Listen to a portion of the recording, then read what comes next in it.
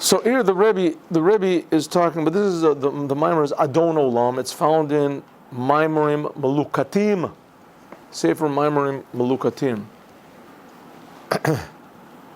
And it's I just have to admit something. I looked at I watched a little bit of the last video. That's not what I'm admitting. What I am admitting is that I made a mistake. I said it was Maimerim. It was Kontrasim, Maimerim Kontrasim. The Maimerim of the previous Rebbe, there were two books that were called Kontrasim. It was from several years, compilation of several years. That was from the previous Rebbe. The Rebbe's Maimerim are not called Kontrasim. It just happens to be. They're just not called Kontrasim. It's called Maimerim Melukatim. Maimerim Melukatim gathered in this because it comes from several different years. Okay. Now we're talking about God being a king and making God a king on Rosh Hashanah. Making God a king. Tamlichuni aleichem, making God a king. This is not a Kabbalistic idea. Even though everything in the Torah is a Kabbalistic idea because it's dealing with God, but it's not a Kabbalistic idea. Rather, it's in the Talmud that we coronate God. We make God a king on Rosh Hashanah. Okay, if you want to look at this in just face value, it means we accept God already as a king, and we accept Him on us. We make Him a king. So, I mean, then it sort of doesn't make any sense. If that's what we do, then why do we do it with a shofar? I mean, why just say, I accept you as a king, you're my king. So, it explains, according to the writings of Kabbalah and Chassidut, explains it, that we really make, so to speak, a change in God. And the Rebbe is now going to explain that you can't take this at face value, even though it's true, but it's not simply made. Why? Because God's will to be a king, God has a will to be a king. This is somehow or other part of God's personality. Now, you can't take this simply meaning, because God, it's not, the biblical narration is that God is sort of like a big person or something like that, or a big angel.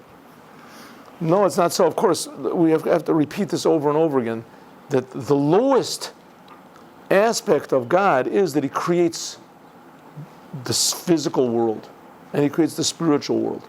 That's the lowest aspect of God. That's called God's kingship. Kingship is the lowest of what's called the 10 spheres of God's personality, the Esser Sphirot. The lowest aspect of this is that God creates the whole world. And even more, that then there's a deeper aspect, that He cares about the world. He creates the world with a purpose in mind. There's a purpose in mind. And it goes even deeper and deeper. So the Rebbe here has 3 different levels of God's will to be a king. First of all, revealed will. God creates the world. Secondly, God's what's called concealed will. Ratzon ne'alama. God's concealed will. This has to be brought from the concealed to the revealed. And that's what we do on Rosh Hashanah. We rouse, how can we do it? Because that's what God wanted. God set up the world that way. God set up the world in this dynamic way, and that He wants us to change Him. Which, I mean, anybody who's listening to this knows it's not a simple thing, even to change ourselves, right? To stop smoking. We're going to make God a king. A person can't even control his negative thoughts and anger and things like that, and we're going to make God a king? Yes.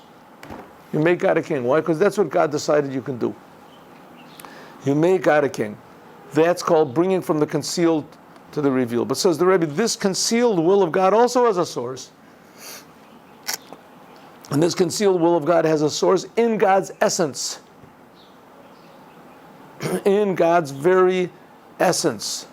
And that's what it means, Adon Olam Asher Malach B'Terem Kol Yitzur Nivra. That's what it means that God, Adon Olam, which is the gematria of Ein Sof, which the Rebbe says is another word for the essence of God, at least in this, according to the Shloh HaKodesh, the essence of God. And in this essence of God is the desire to will. Now we can't say this is hidden, because in the essence of God, there's no such thing as hidden. There's no separate existence.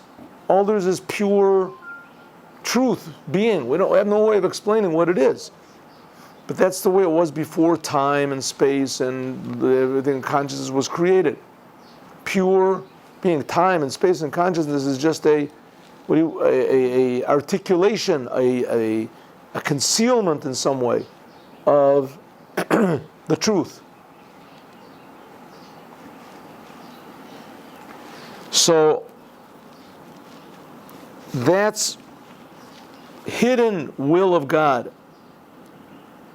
This hidden will of God has a source, and the source is the essence will of God. And from this essence will of God comes all of the commandments and the Torah and etc. The calls. Okay, Biurinyan. Let's explain this. Mavara b'mamar. It's explained in this Maimar, which is what came from the previous Lubavitcher Rebbe in Tafshin Gimel. And he explains like this: the Al Yadei, that by means of Ma'aseh mitzvahs, doing the commandments, Nasa binyan hakelim dezer anpin, there is made a building of the vessels of Zer Anpin. What is Zer Anpin? Zer Anpin is another way of saying the emotions of God. It's called, Zer Anpin means small faces.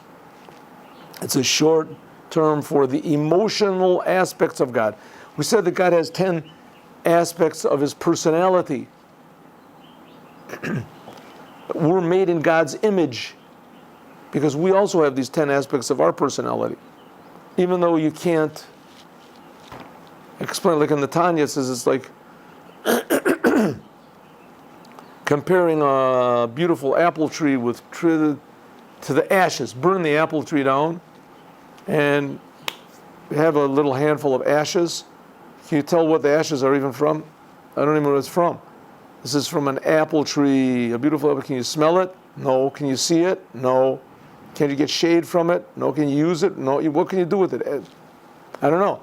So, but that's from an apple tree. This is from an apple tree. So same thing is our kindness compared to any of our attributes. There it talks about kindness.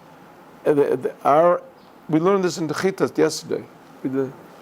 Compared to any of the God's attributes. God's attributes are really real. I mean, they're really, infinite kindness. With this infinite kindness, God creates all the world. Infinite wisdom, infinite.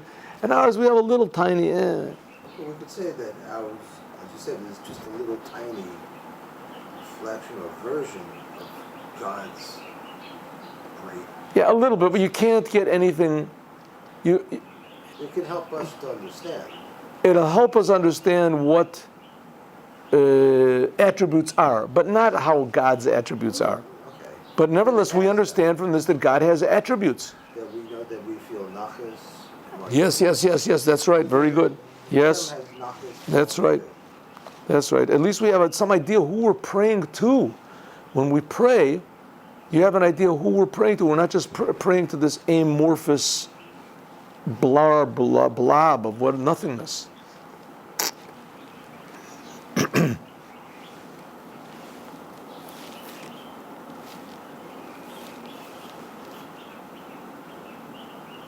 So that when you do a commandment, it builds what's called the vessels of Zer Anpin. All right, Zer Anpin is, like I said, another way of saying God's emotions. The commandments come from God's emotions. 4th chapter of the Tanya. The positive commandments come from God's love, and the negative commandments come from God's, we want to call it, power.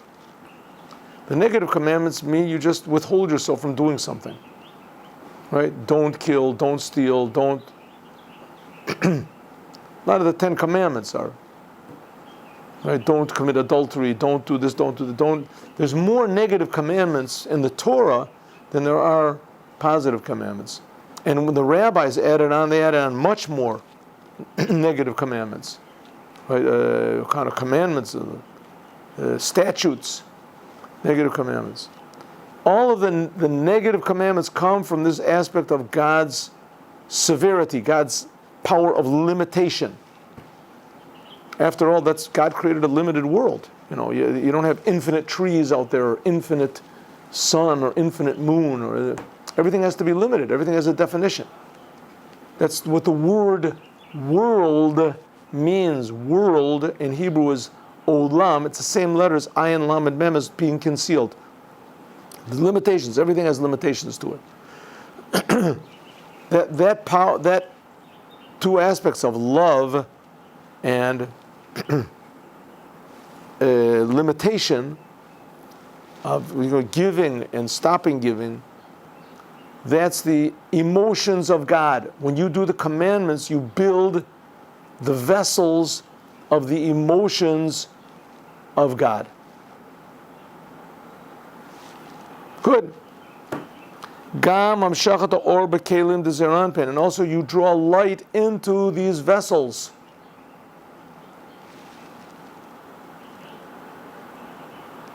In other words, when you do a commandment, so to speak, it makes a vessel. Everything you do is eternal in this world. Even if you do normal things, eat a meal, right? Everything that you do is eternal. You did something. Where did that something go? The energy went somewhere. It did something. I mean, you did something. So if that something that you did is according to the Torah, is that strengthens the reason why the world was created. So that strengthens what's called God's emotions, the emotional aspect of God. The positive and the negative commandments, that's what makes the world go around. It says when you do a commandment, that strengthens God's creative powers in the world, positive and negative. If you have the proper intention for the commandments, it says that also draws light into these vessels. It draws light into the world. Not just strengthens it, but it makes it more meaningful, makes it fresh, alive. Inyan zeh shayach gam letchilat emshech. This is also relevant to beginning a first mimer that the previous Rebbe said, the mimer right before this that the previous Rebbe said, which was Yom Tov of Rosh Hashanah that falls to be on Shabbos. If Yom Tov, if the holiday of Rosh Hashanah falls on Shabbos, B'migdash, in the holy temple in Jerusalem, Hoyotokim, they would sound the shofar, of a lobe of Medina, but not in the rest of Israel. They wouldn't sound the shofar. Now, one second, we just finished explaining that when you do a commandment, you strengthen God's emotions, and how you do the commandment, that draws light and life into how can you not do a commandment? I mean, once a year you have a chance to sound the shofar. Once you have the sign that's so tremendously important, how can it be that if it falls on Shabbat, you don't sound the shofar? And even more, this is only a rabbinical decree up until Rabbah, which Rabbah was 200 years. I have to look up and see. After the temple was destroyed, maybe more, 200 years. After the temple was destroyed. Until then, from the time of the Torah until 200 years after the temple was destroyed, which is something like 1,500 years, they have to count it out. They were sounding the shofar all on Shabbat. They would, if Rosh Hashanah fell on Shabbat, they would sound the shofar. All of a sudden came Rabbah and he said, we don't do it. Because maybe, says, why is it you don't sound the shofar? Kamosh Katuv, like it says in the mimer of the Tzemach Tzedek, the third Rebbe, Sha'alav Miusar, a mimer, that upon this discourse, this Chassidic discourse of the third Rebbe of Chabad, is founded the discourse of the same name from the previous Rebbe. The reason that we do not sound the shofar if Rosh Hashanah falls to be on Shabbos, except in the Holy Temple, ki mitzvot shalanu, our commandments, okay, Herschel, ein bechdei, they are in order, she'al yedei, that by means of etaruta delatata, see these abbreviations? By means of our arousal from below, that we arouse God from below, etaruta delatata, there will be an arousal of God from above. In other words, by means of what we do here in the world, God reacts. That's Rosh Hashanah. Mina Meitzer Karosiya Anani B'Merchavya. I called out from a narrow place, and God answered me from a wide place. By means of our arousal from below, there is an arousal from above. So what's this got to do with Rosh Hashanah falling on Shabbos? You don't sound the shofar. Sha'al yedei asiyat mitzvahs, that when a person does a commandment, nasim a mitzvah shelamayla. When we do a commandment down here, God, so to speak, does the same commandment from above. That's why we do the commandments, so that God will react in turn. It says, a person sits and learns Torah, God sits and learns Torah opposite him. Ramach pekudim in Ramach evorim damalka. The 248 positive commandments, these are the 248 limbs of the king. When you do a commandment, you are activating one of the limbs of God. How does it work out that if there's a million Jews doing the same mitzvah, it activates? Don't worry, God will take care of that. But that's how it works. Kamoke, and similarly, who the mitzvah to shofar, also the same thing of the mitzvah of sounding the shofar on Rosh Hashanah. She'inyana, the whole purpose of this commandment is that God will react.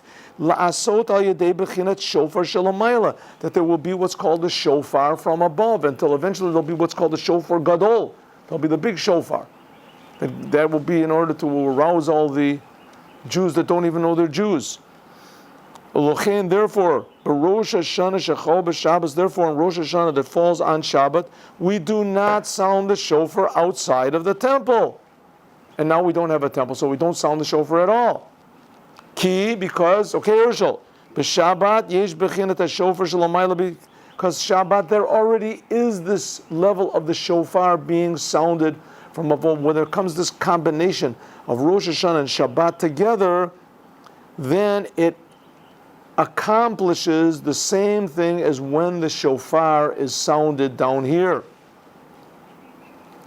Why? Because what is the level of shofar? The shofar arouses God's pleasure. That's the idea of the shofar. The shofar arouses God's pleasure. All the commandments arouse God's pleasure. It says, Nachas ruach, reach nichoach, Hashem gets pleasure whenever we do His will. But the shofar is the source of all of them. The shofar is the first one of the year. From the shofar we make God a king. That's the essence of all the commandments. All of the commandments, we make a blessing. Melech olam, you're the king of the universe. Where does this come from? Where do we make God a king? Rosh Hashanah. How do we do it? By sounding the shofar. If so, if Rosh Hashanah falls on Shabbat, how can we not sound the shofar? We're making God a king for the whole rest of the year. Shows you how important Shabbos is. So it shows you how important Shabbos is when Shabbat connects with Rosh Hashanah, because Shabbat is pleasure, Tanug. And shofar is also Tanug. What does it mean Shabbat is Tanug? The example is given like this. What happens on Shabbos? It says on Shabbos, God rests.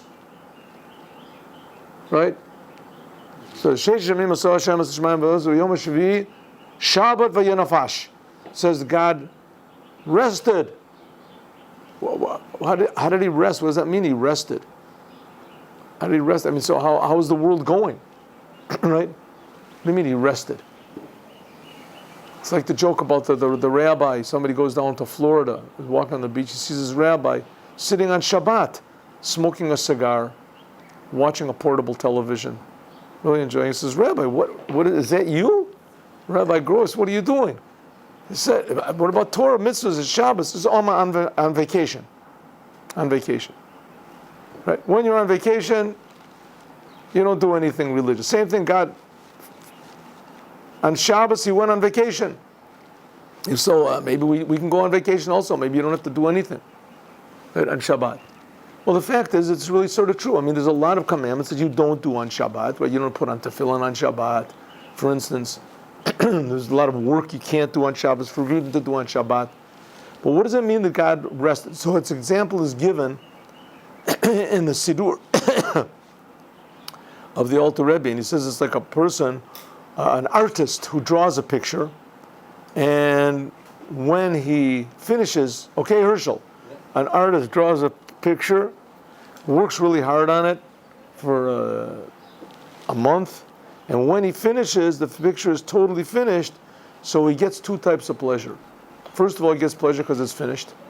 And then after that, he looks at the picture and he gets pleasure from all the energy that he put into it. It all comes back to him. Ah, beautiful picture. Says the Rebbe, that's really the same thing as Shabbat. Shabbat, in the nighttime of Shabbat, we're happy because we finished all of the work of the... We're supposed to treat, when Shabbat comes in, that all of your work is done. You've got nothing more to do. Kol malachtacha asuya. Everything is done. And then the day of Shabbat, it's supposed to be that you appreciate everything that you've done, all the energy that you put in for the rest of the week. That's what God does. God created the world in 6 days. On the seventh day, God appreciated. It all came back to Him. That's what it says. Every Shabbat, the energy of the worlds is all going back to its source. That's the idea of Shabbat. And God gets pleasure from this. He put the energy in, and now He's getting pleasure from His handiwork. That's the pleasure of Shabbat, and that is almost equal to the sounding of the shofar. Okay, Herschel? And the fact that in the Holy Temple they would sound the shofar also on Rosh Hashanah that falls on Shabbat, who it is, lefi, because Shebemigdash in the Holy Temple, Shezeh Sha'ar HaShamayim, that the Holy Temple is the gate to heaven, it's the gate to all the upper worlds. Haya natinat koach, there was a power, you had the power, lasod bechinat nalit yoter batanuk. In the Holy Temple, it gave the Jews and it put in the shofar a higher potential. That when Shabbat fell, when Rosh Hashanah fell on Shabbat, in the Holy Temple was given more power to the shofar to reveal a higher level of pleasure. There was the pleasure evoked by the shofar sounded in the Holy Temple on Shabbat, Rosh Hashanah, was higher than the shofar the whole rest of the year or anywhere else in the world. Commotion is bird, like it's explained in that mimer of Erev Rosh Hashanah, like the Rebbe explained in the previous mimer that we didn't learn. There's a mimer right before this. But Inyan said this whole idea that the mitzvahs, Shalamayla, Nasim, Davka Ali Dekim mitzvahs Dal Adam, that God does the commandments when we do the commandments. What do we say? Asher Kiddushanu b'mitzvotav. God commanded us with His commandments. God has the commandments also. And when does God, so to speak, do these commandments? God is affected by us. That's how God set up the world. Hu b'kol b'chinat b'kol partzufim, the kol seder ishtalshus. This is in all the levels and all of the aspects of the whole entire chain of creation. Katorat HaRabba Magid, like the Rabba Magid says in the Mishnah, Da mala mala mimach. You should know what is above you. Right? It's written on sometimes the podium where the cantor stands. The Shliach Tzibor. Da mala mala. You should know what's above you. Right? That's why we Jews, religious Jews, you wear a kippah, you wear this on your head. Why? To know that my intelligence goes up to here, and that God's intelligence is infinitely greater, infinitely not understandable to me, right? To remind me where my limitations are. I'm just a creation. That's what it's supposed to be. To know what's above you. But the Baal Shem Tov didn't say it that way. The Rabba Magid, he didn't say it that way. How did he say? The kol malamayla yimimach. He turned the whole thing around.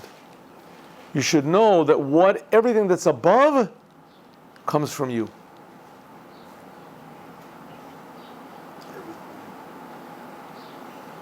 Simple meaning is you have to know that God is above you. Chassidic meaning is you should know that everything that's above you comes from you. It's affected by you. In other words, so to speak, who is the boss over here? In one way, you're the boss. It all comes from you. The first way is know what's above you means that God is the boss. God is above us. God is above us. The second way, you should know that everything that's above, da mala mala, mimach, it's from you. You're the one that's in control here. If you do something good, then the heavens, they react in a good way. If you do something not the opposite way,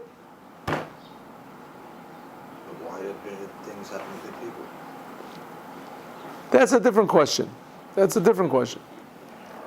That's a different question. First of all, we can say, and it's simply, I mean, you know, of course, this is the big question everybody asks, and that's why people are not religious. But on the other hand, let's look at it the other way around. Let's say that good things always happen to good people, right? So nobody would be religious. No one would really believe in God. God would be like this ATM, The is to be good. the ATM machine. You do good, I'm going to get God's rules, you good, Yeah, you get it. So it ends up, everybody's just worshiping themselves.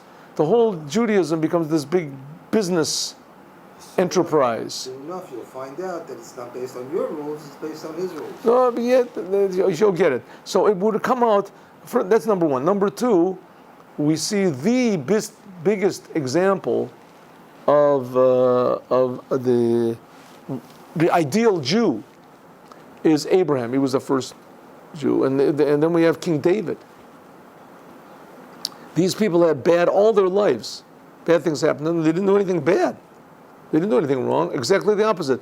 These were challenges, tests, difficulties that God put to them to see if they really believed in Him or they believed in themselves. Right? That's the greatest gift that a person can have, is that he really believes. I mean, who wants this gift? Who wants to be, you know, we pray every day, lo nesayon. We should not be brought to any difficulties. When Mashiach comes, there's not going to be any troubles, no sicknesses, no challenges, no difficulties, no enemies. Right? There won't be any of these things. So that's the ideal life, is that there are no challenges, there are no bad things, etc., etc. Of course. But, as I said, 100 times already, the previous Rebbe said that if you would give him all the money in the world to relinquish one moment of the experience that he had when he was in prison, and how they tortured him, that he had before, he wouldn't relinquish what he had. He said, but to do it again, you give me all the money in the world, I wouldn't go. So nobody wants it, but on the other hand, that's the way God makes the world. You understand? That's the way God makes the world. So let's suppose it was a world where good things happen to good people and bad things only happen to bad people. Right? Bad things only happen to bad people. So no one would worship God. Everyone would just do the rules in order to get, world to come. You wouldn't be really worshiping Hashem. You would always be thinking about yourself. I'm doing it for me, I'm doing it for me. Oh, I shouldn't do it. Don't step on a crack, you break your mother's back. It would be a motivation to do the Torah and the mitzvahs. And the more Torah you learn, the higher level of heaven you get to. And that would be wonderful. But that's not exactly the Judaism of King David and not the Judaism of Abraham. He was the founder. I thought we're nothing. Everything is Hashem. Now you're telling me that everything is me? That's the way God made the world. That's the way He set it up. That's the way He set it up. That's especially the Jewish people. But the fact of the matter is that every human being is important and precious to God. They're made of nothing. So if they're made of nothing, why does God make them at all? So it must be that this being made of nothing can be looked at it two ways. Either you can say that I'm nothing and ever, what difference does it make? Or you can say, well, I'm being made. God is making me from nothing. He doesn't have to do that. Right? This is pretty miraculous. And not only that, He's making me from nothing. He's making me right now from nothing. Maybe I could be happy that He made me, in the past that I had. He's making me right now. Some people are there's a lot of stories about this, and there's this, people who have terrible accidents and they come out of it, and the one that was the famous one for a long time was, anyway, we don't have to go into it. We see a lot of times that difficulties can give a person a whole new dimension of meaning in his life. Well, that's the function of the test. Yeah, but nobody wants it. Let's go. Nevertheless, that's what it says, that what we do down here, God reacts to from above. Let's forget about this thing about going to heaven, right? The Rambam says, the Maimonides says, that only God knows how to measure good against bad. So it could be a person did good his whole life, and the last moment of his life, he, messed it up, ate a cheeseburger. Yeah, ate a cheeseburger, last minute, right? And that wrecked the whole thing up, right? There's a terrible. There's a terrible joke about that, but I'll tell the joke. There's an old religious old lady in Jerusalem. She has 15 grandchildren, 15 children, 100 grandchildren, even more. She's laying on her deathbed. She's 100 years old.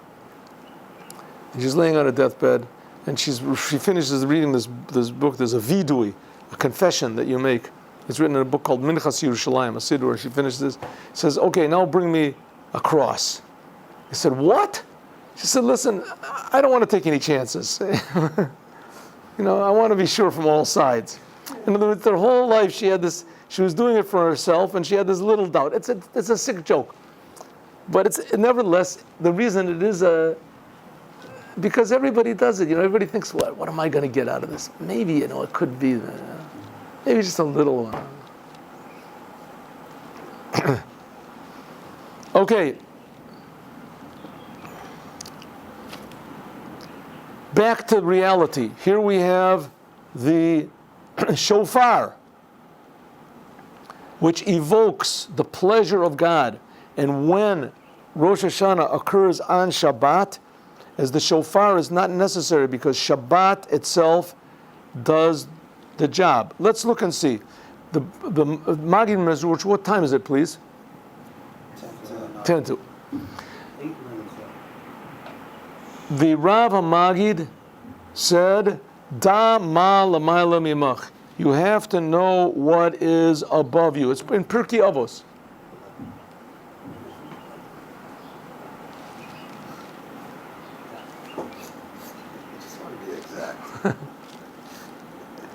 The kol masha lamayla, that everything that comes from above is from you.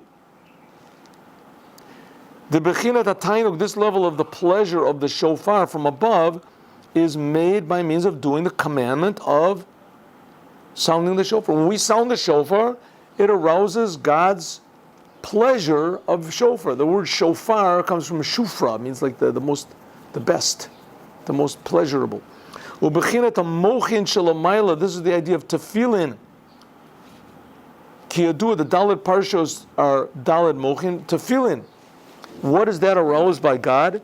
Nasa al yedei kiyum mitzvahs tefillin. By God, God's intellect, so to speak, is aroused when we put on tefillin. You ever read the mimer that the bar mitzvah children say?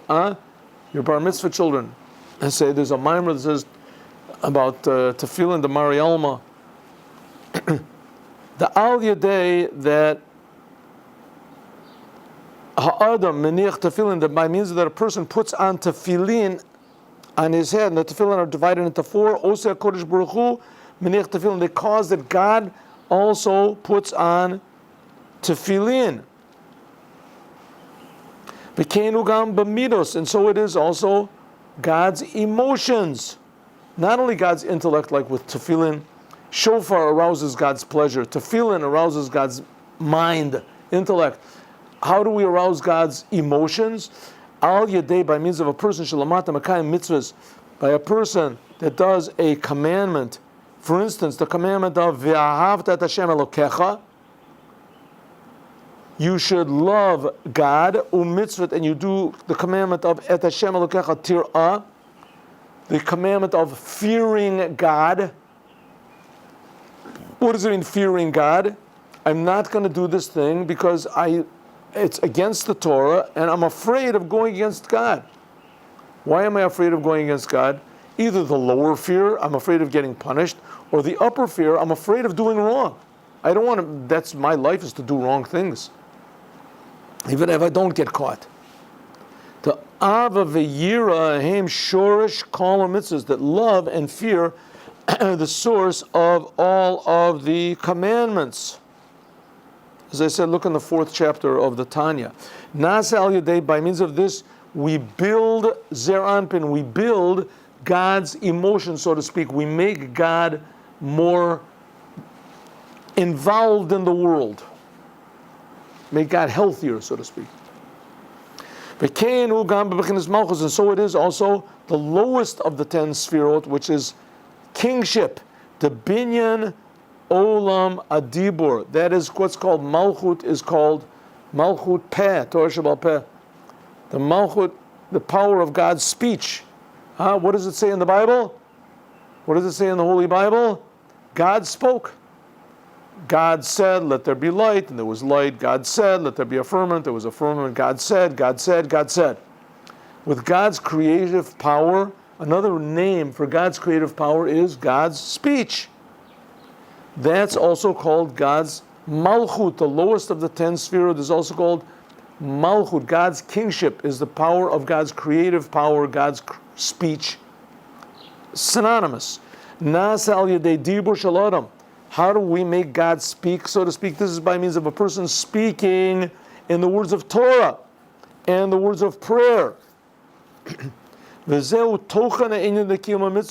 whole content of doing the commandments. What are you doing the commandments? When you do the commandments, we make God do the commandments, so to speak. Whatever is from above is from us. We make God more in the world. That's why one of the main things of Mashiach is that he's going to bring all the Jews to do the commandments. That's the main thing. One of the main aspects of Mashiach is we Jews are supposed to be waiting for this Mashiach to come all the time. It's one of the 13 principles of Jewish faith, basic foundations of Jewish faith, that Mashiach is going to come, and the Rambam points out, not just that he's going to come, we have to believe in him coming, and we have to wait for him to come.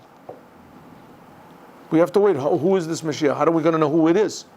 Right? Who is going to be? Just anybody who comes along, it says, I'm Mashiach, blows a shofar or whatever, sounds the shofar, here I am. No.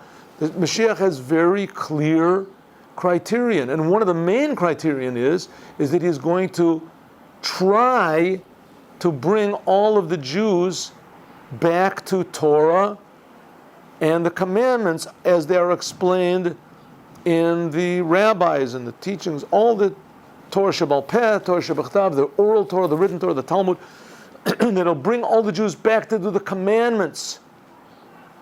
That's the main thing. Mashiach is going to bring all the Jews to do the commandments. That's why there was these false messiahs coming, and people say, no, this guy's the Messiah. He's the promised one. He's the promised one. He brings the Jews to do all the commandments. That's the Messiah. Of course, there's a simple way around that, is to say, no more commandments. That's the opposite of Messiah, the Mashiach. Mashiach is supposed to bring everyone to do the commandments. Right? Every Jew should put on tefillin. Every Jew should not eat not kosher food, etc. Because why? What do the commandments do? That's the point. The commandments are not just these rituals which continue the chain of our heritage. And this is very wonderful. This is true, but on a very simple level. The essence of the commandments is what the Rebbe said here. When you do commandments, it arouses God to do the commandments. In other words, spiritually, there is some sort of an arousal in the upper worlds when you do the commandments. Jews don't do the commandments, bad news. Ki habechinot shalamayla, these levels from above, they are 248 limbs of the king. And the building of all of these levels from above, how do we build, so to speak, the spiritual worlds to make them holy and revealed and good, that we have a feeling, inspiration, that we have motivation from the spiritual? There's human beings in this world that they live, actually there's a lot of human beings that they live according to their conscience. They're willing to lose things. They're willing to lose, there's some people, they're patriots, they're willing to lose their lives. They're willing to lose their jobs. right? Whistleblowers and these people that they live according to their conscience. Right? Why? Why would they do it? Where do you see this thing, conscience? Right? No, there's justice, there's truth, there's it. I mean, you ask somebody like Freud, he'll say there's no such thing. No such thing as truth and justice and things like that. These are just, postulates or things that you built because of your experiences. He says, no, there's spiritual truths.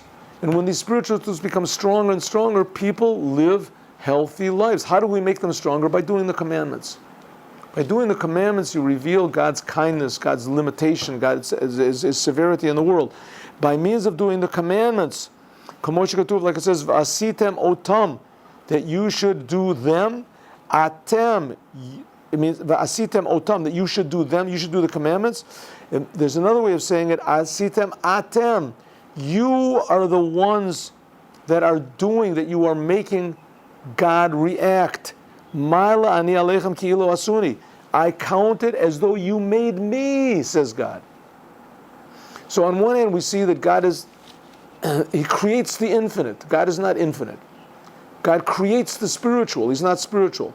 God is infinitely, infinitely distant from any comprehension that we can have. On the other hand, God creates us. Right? So that's pretty close. And even more, now the Rebbe is saying God reacts to us. In some ways, we control God.